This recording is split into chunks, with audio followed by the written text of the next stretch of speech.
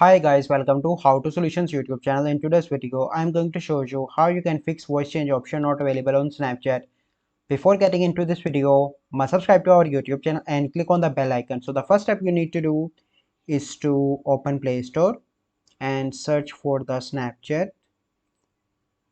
And you need to update your Snapchat application once by clicking on update. Once it is updated, you simply need to go and open Snapchat. And then you need to click on the smiley icon. And then you need to scroll up, and here you need to search for voice change,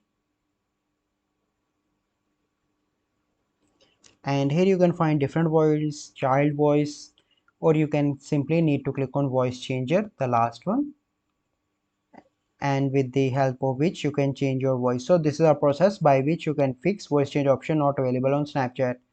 I hope you find this video helpful. If you find this video helpful, must like this video, subscribe to our YouTube channel for future videos. We'll see you in the next video. Thank you. Have a good day.